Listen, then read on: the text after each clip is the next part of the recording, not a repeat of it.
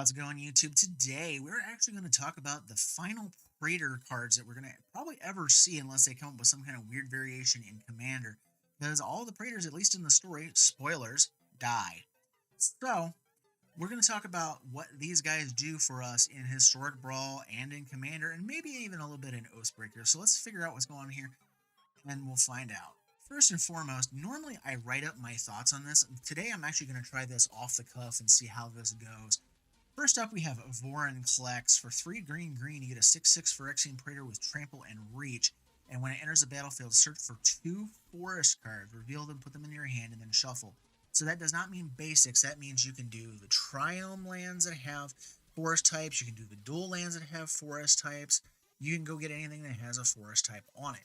And then 6 green, exile it, and then return it to the battlefield transformed to activate only as a sorcery.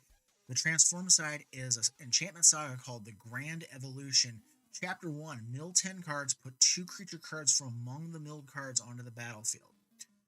This is a good effect, but it's kind of very hit or miss, is what I want to say. It's great, you get to have basically 2 free spells, but it's not really free. You're paying 8 mana on top of the 5 you already paid. So for 13 mana, you're not guaranteed to hit anything in particular. You really have to stack your deck or have ways in your deck to stack it to make this hit pretty well. Chapter 2 distributes 7 +1/+1 counters among any number of target creatures you control.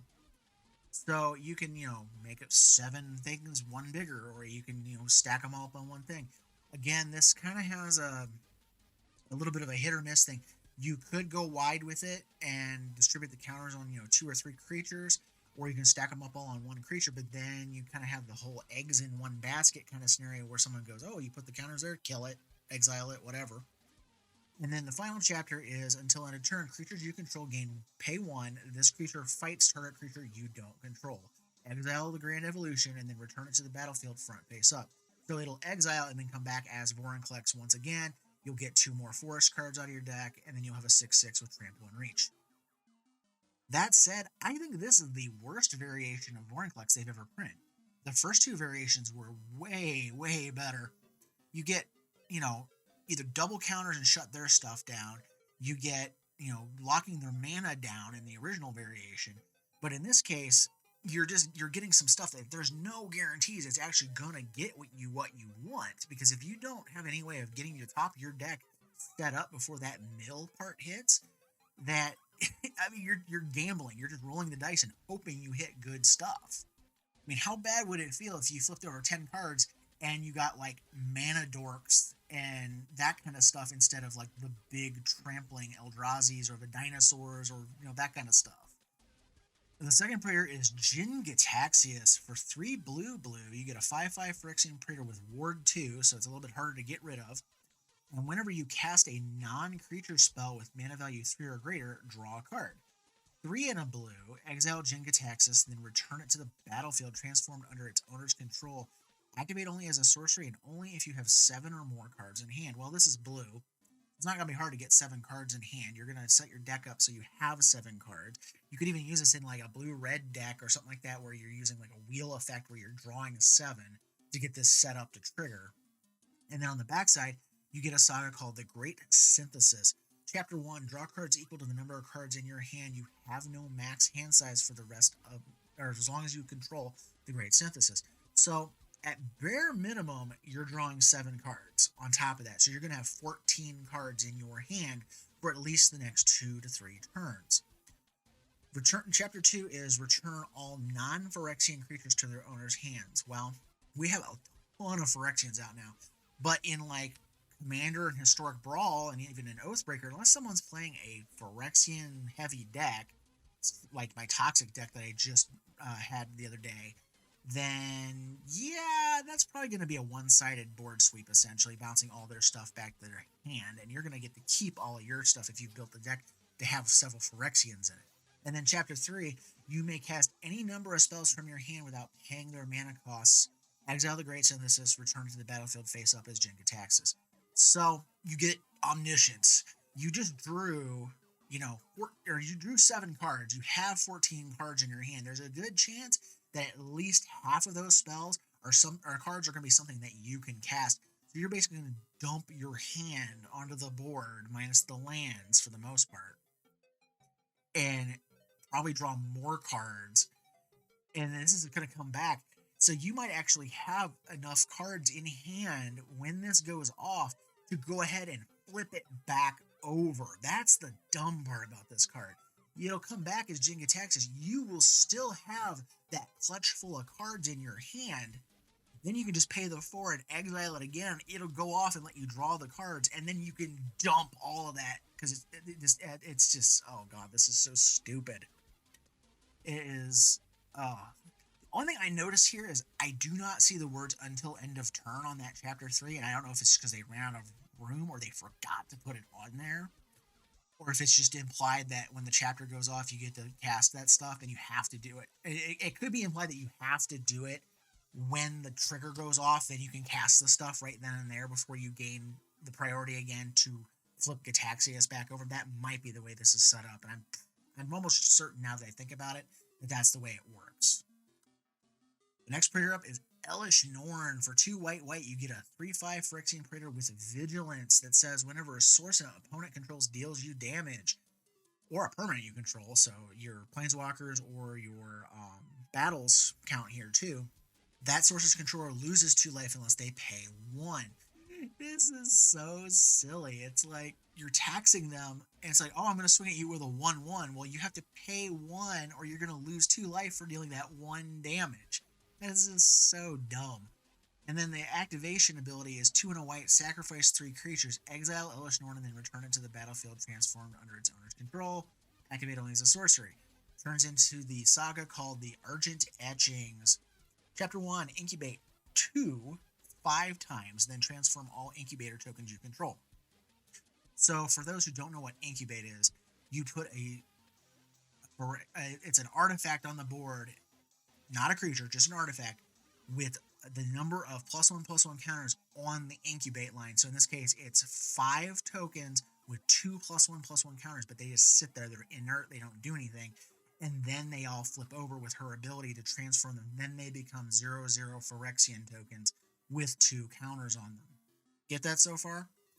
So the cool thing here is you can actually, use counter doublers and things like that to get more counters on there. You could also use token doublers such as Mondrak or Anointed Procession and stuff like that to get multiple incubator tokens. So if those come in and you have one of those out, you're going to get 10 tokens. That's 10 2/2s coming on your side of the board. And that gets more dangerous because Chapter 2 is creatures you control get +1/+1 and gain double strike until end of turn. So those 2/2s all of a sudden become 3/3 double strikers. And if you are running any sort of proliferate in your deck, you can actually get those counters proliferated up before this goes off. And it's, oh my god, this is a finishing move. You have to wipe this out or kill the Argent Etchings before you get to Chapter 2's trigger, or you're probably gonna die if you don't have like a fog effect or something to control this.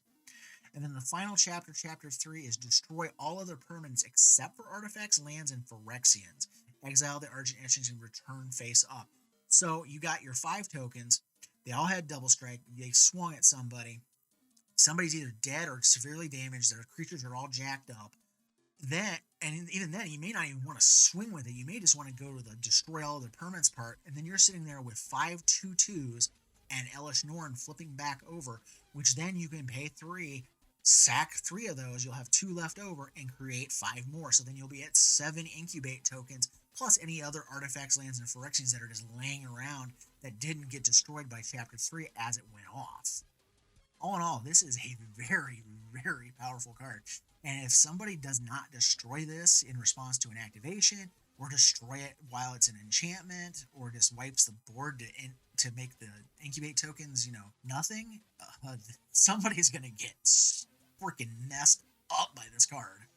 The 4th Praetor is Shieldred. For 3 black, you get a 4/5 Phyrexian Praetor with Menace. And it says, when Shieldred enters the battlefield, each opponent sacrifices a non-token creature or planeswalker. So this has some interesting functionality for us here.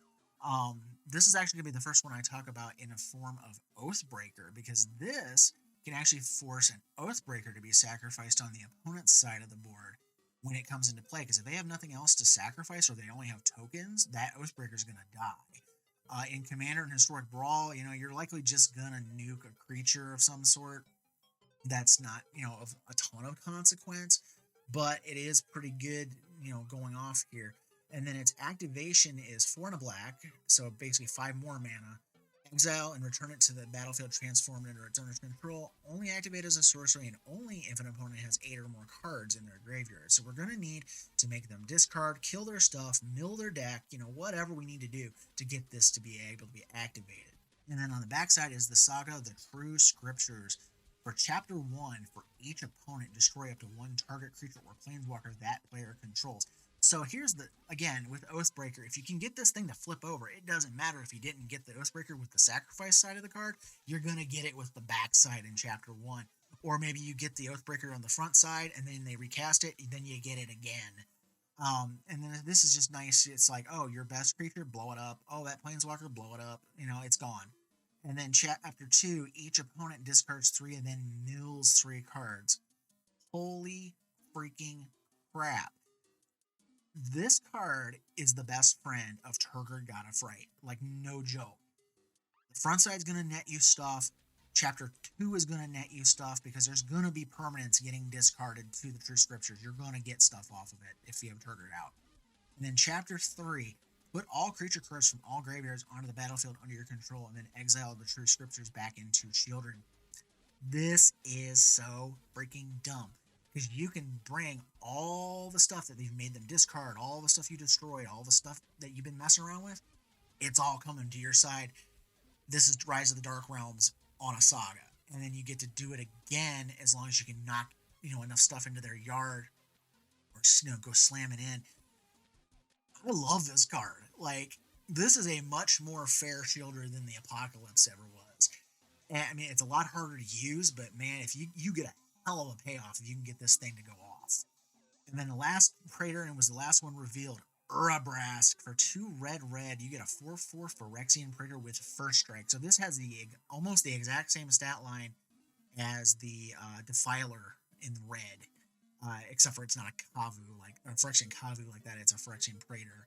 It also has the ability of whenever you cast an instant or sorcery spell, Urabrask deals 1 damage to target opponent, add a red to your mana pool.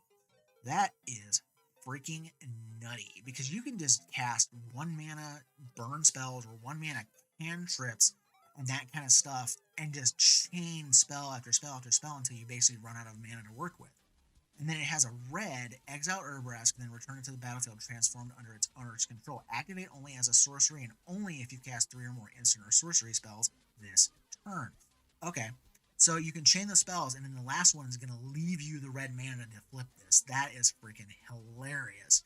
So then on the backside, you get the Great Work. Chapter 1, the Great Work deals 3 damage to target opponent and each creature they control. So this is going to flip over and sweep up any kind of low ball deck that's messing around on the other side of the board. And you've already been either blowing up some of their other stuff or pegging them in the head, or you've drawn a bunch of cards. There's just a bunch of functions here. Chapter 2.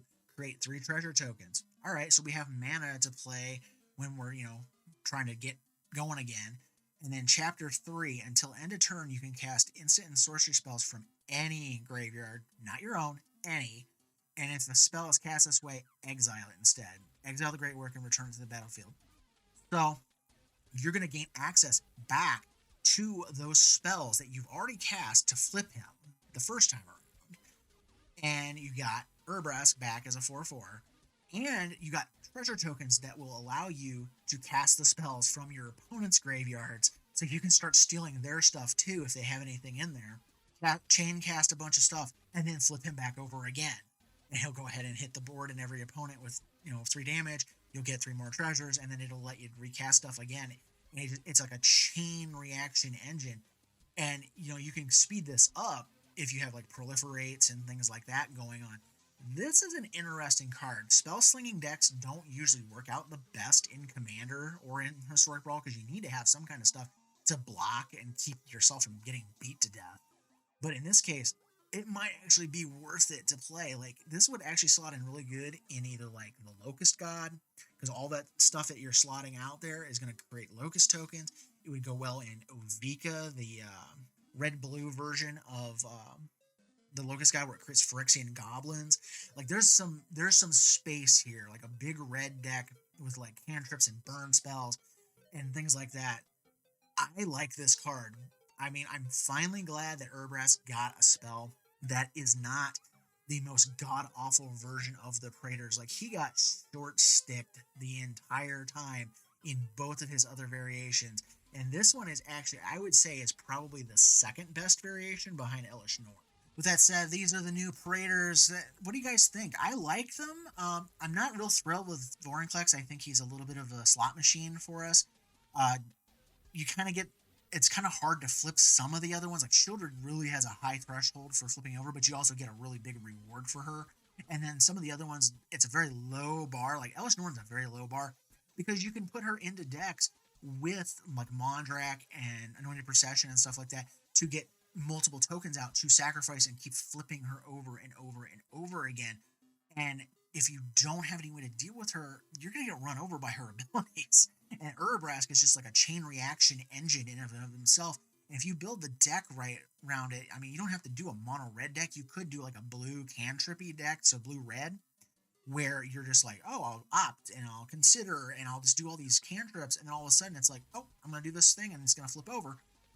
This, I mean, he's really good. I'm impressed that they actually finally gave Urabrask a good card. So with that said, I hope you enjoyed this video. Let me know in the comments below if you agree with my assessments. Am I overestimating? Am I trashing on Vorinclex too hard? I'm all ears. Let me know. And as always, thank you for watching and have a great day.